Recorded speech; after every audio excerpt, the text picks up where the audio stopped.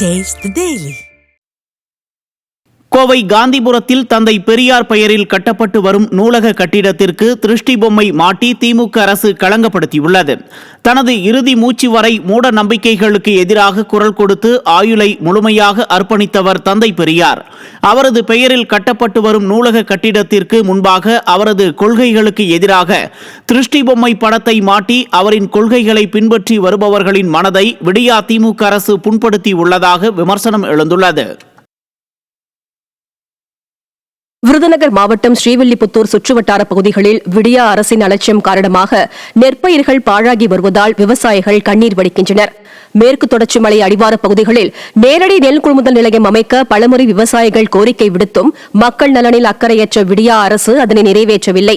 இதனால் தவித்த விவசாயிகள் விளை நெல்லை விற்பனைக்காக சுந்தரபாண்டியம் சாலை பகுதியில் வைத்திருந்தனர்.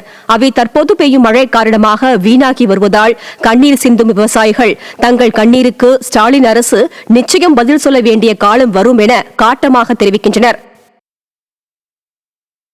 காஞ்சிபுரத்தில் ரவுடிக்கு அடைக்கலம் கொடுத்து தலைமறைவான திமுக பிரமுகர்களை காவல்துறையினர் தேடி வருகின்றனர். எருமையூரைச் சேர்ந்த ரவுடி மேத்யூ திமுக ஊராட்சி மன்ற தலைவரான மீனா மோகன் வீட்டில் தங்கி கட்ட பஞ்சாயத்தில் ஈடுபட்டுள்ளார். இதன் மூலம் கிடைத்த சொத்துக்களை திமுக இளைஞரணி நிர்வாகியும் மீனா மோகனின் மகனுமான டேவிட் ராஜு பராமரித்து வந்துள்ளார். இந்த நிலையில் பெண் ஒருவரை மிரட்டியது தொடர்பாக மேத்யூ பிடிபட்டார். இதனையடுத்து அவருக்கு உடந்தையாக இருந்த ஊராட்சி மன்ற தலைவியின் கணவர் மற்றும் மகனை தேடி வருகின்றனர். பொம்மை முதலமைச்சர் தவறிழைத்த திமுக நிர்வாகிகள் மீது நடவடிக்கை எடுப்பாரா என பொதுமக்கள் கேள்வி எழுப்பினர். விழுப்புரத்தில் கஞ்சா போதையில் ரகளையில் ஈடுபட்ட சென்னையை சேர்ந்த இளம்பெண் மற்றும் இளைஞரால் பரபரப்பு ஏற்பட்டது.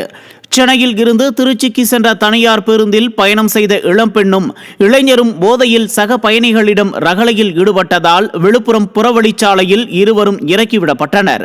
பின்னர் அவர்கள் விழுப்புரம் சென்னை தேசிய நெடுஞ்சாலையில் அமர்ந்து பிளேடுகளால் உடலில் கிழித்துக் கொண்டு ரகளை செய்துள்ளனர். விடியா ஸ்டாலின் ஆட்சியில் கஞ்சா எளிதில் கிடைப்பதால் இளம்பெண் உள்ளிட்ட இளம் தலைமுறையினர் தங்கள் வாழ்வை சீரழித்துக் கொள்வதாக பொதுமக்கள் குற்றம் சாட்டினர்.